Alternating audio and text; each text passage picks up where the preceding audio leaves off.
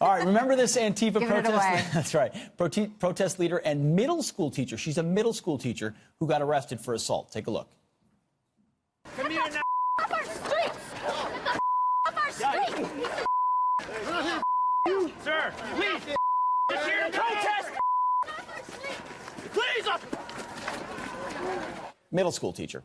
Well, now she's being hit where it hurts. Former UC Berkeley College Republican president Troy Warden is suing Yvette Falarca for $100,000 in damages. He claims she threatened him and limited his right to free speech.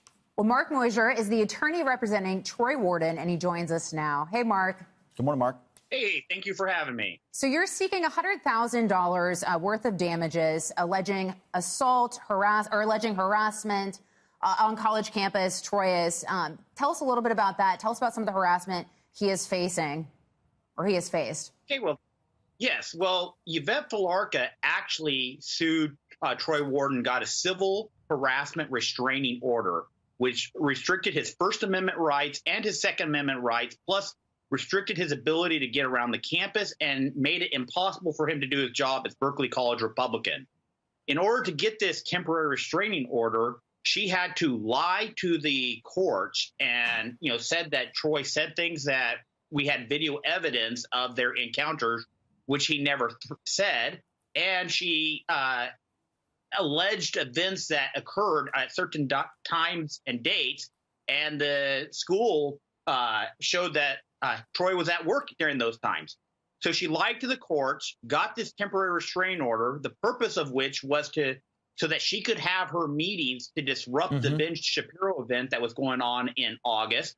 And we are now counter-suing her back for damages, and we're suing her attorneys for sanctions for bringing this frivolous action. So, Mark, we've been showing videos of Yvette. We also showed the video of her punching a protester. That was not your client, Troy Warden, but we will note that Yvette is the leader of a group called By Any Means Necessary, an Antifa or anti-fascist group, as she says. Well, by any means necessary, according to her, means punching people at events if necessary. Where do you believe this will go? Ultimately, your client is suing because he doesn't want to be assaulted, wants the ability to have free speech as a college Republican at Berkeley. What's your hopeful outcome on this? Well, as you said earlier, hit them where it hurts in their pocketbooks. And, we're not just going after her, we're going against her attorneys, because her attorneys are actually, Shanta Driver is one of the national leaders for the organization By Any Means Necessary. So we're going against the organization. This was a clear plot by the organization By Any Means Necessary to restrict the Berkeley College Republicans because they did not like the speech that they were given. Yvette Falarca has said that she thinks it's self-defense to beat up somebody who she calls a fascist, and she is calling the Berkeley College Republicans fascists. So by implication, she thinks it's okay to beat up college Republicans. This all arose from a meeting that she was having where she was planning on disrupting the Ben Shapiro event. And when the Berkeley College Republicans showed up to try to discuss it with her, they tried to use force to keep the Berkeley College Republicans from attending their meeting where they intended to disrupt the event. Yeah. And Mark, I want to get your reaction from a statement from her attorney to the East Bay Times. In quote, this motion is his attempt to use the courts to continue stalking Miss Falarca. The First Amendment does not give Warden the right to stalk people or to violate restraining order and be in Falarca's face and take video of her for 30 minutes, which Warden did after the court commanded him to stay away. So your response to that? Well, it's transference. They're basically blaming Troy Warden for the actions that they themselves are doing.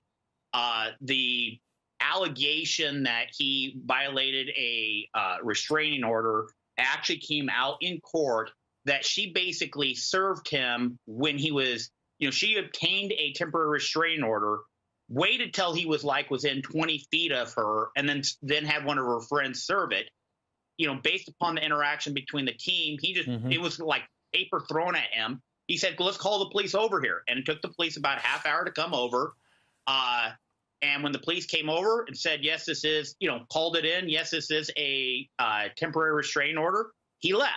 But it's a complete fabrication or misinterpretation of the truth, which is their tactics, the Scolinski tactics. Just don't, lie, cheat, tell a lie loud enough, long enough. Hopefully people will believe it. Sure. I mean, when you have a group called By Any Means Necessary and then you use violent means, why are you going to be surprised if you're held to account for it? Mark Musser, attorney representing Troy Warden, thanks for being on the program this morning. Thank you.